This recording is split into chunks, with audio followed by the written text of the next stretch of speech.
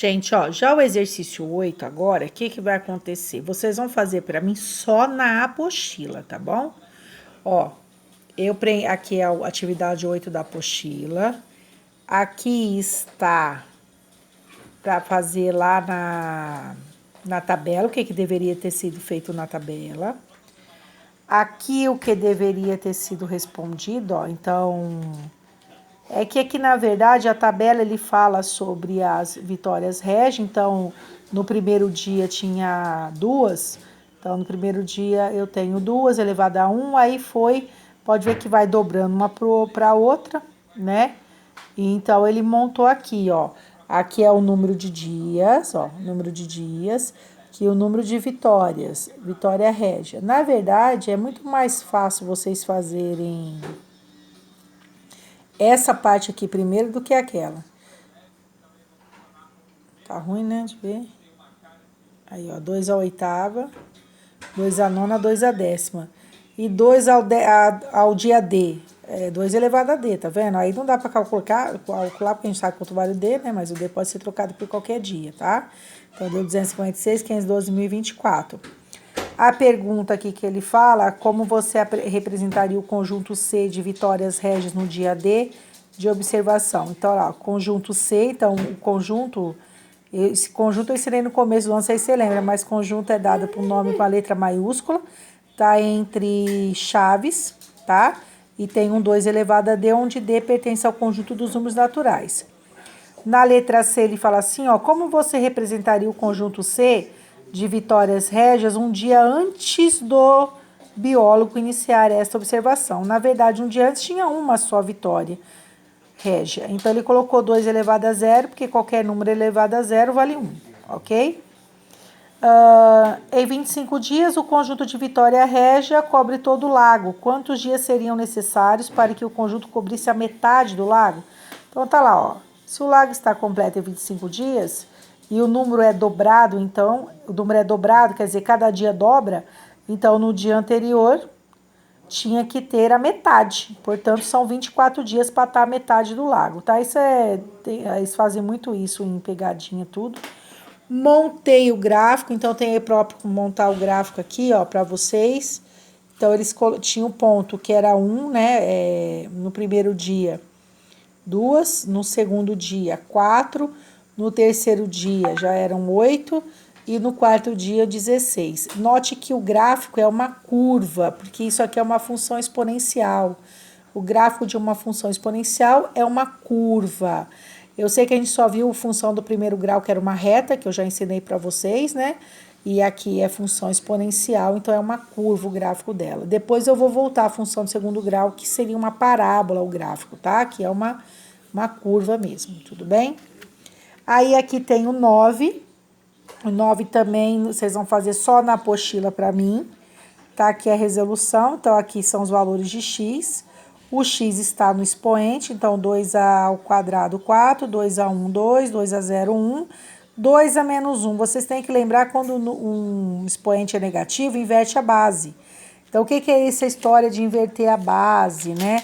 Então, nós vamos inverter a base. Então, você tem assim, ó, 2 elevado a menos 1. O número 2, ele pode ser escrito 2 com 1 embaixo. O sinal de menos inverte a base. Então, 1 vai para cima e o 2 vai para baixo, elevado a 1. Meio elevado a 1 é meio, ok? Então, fica isso daqui, tá? Então, por isso que tá assim, ó. Aí, ele fez a mesma coisa com 3, então é 3 ao quadrado, 3 a 1, 3 a 0 e 3 a menos 1. Então, 9, 3, 1 e 1/3. Olha lá, inverti a base. O 4 é a mesma coisa, 4 ao quadrado, 4 a 1, 4 a 0 e 4 a menos 1. Então, 16, 4, 1 e 1/4. Aqui, preencheu essa tabela do 9. Preenchi a outra tabela, que era do exercício 9 também, só que aí a base era a fração. Então, é 1/4 ao quadrado. Então, é 1/2, quer dizer, 1/2 ao quadrado. 1/2 vezes 1/2, 1/4. Meio a 1, meio. Qualquer número elevado a 0 vale 1. Não importa o número, tá, gente? Qualquer número elevado a 0 vale 1. Meio a menos 1. Olha lá, inverti a base. Agora ficou ao contrário do outro. Tá vendo? Não, ficou ao contrário, tá? Mesma coisa com esse é a mesma coisa. Ele manda você fazer o gráfico. Eu fiz o gráfico aqui.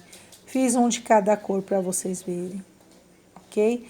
Aqui, se vocês não estão conseguindo ler, eles pedem assim, ó, quais são as semelhanças entre f de x, g de x e h de x. A semelhança é que todos, se você olhar aqui na própria tabela, na tabela lá antes, você vai ver que todos têm um ponto 0 e 1. Toda vez que você substitui por 0, dá 1.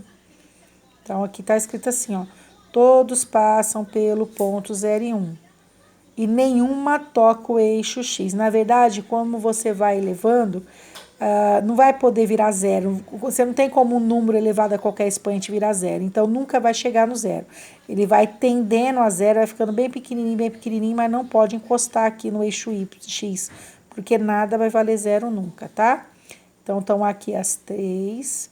É curvinha, ó. É uma função exponencial, é curvinha.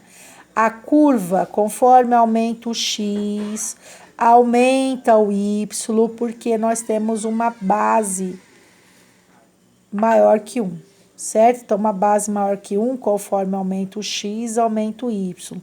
Vocês vão notar aqui para o outro, eu fiz a mesma coisa, ó, tá aqui, ó. E a resposta é a mesma. Quais são as semelhanças entre as 3 aqui? A resposta é a mesma, ó. Todas passam no ponto 0 e 1. E nenhuma toca o eixo x. É a mesma resposta para as duas.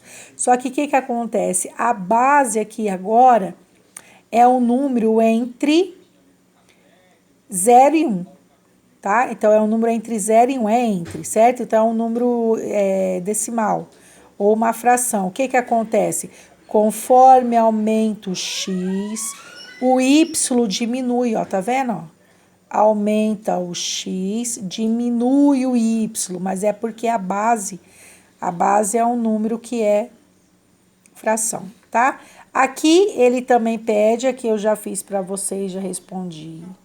Na verdade, a resposta é a mesma aqui, só tem um negócio a mais, que para valores simétricos de x, temos a mesma imagem.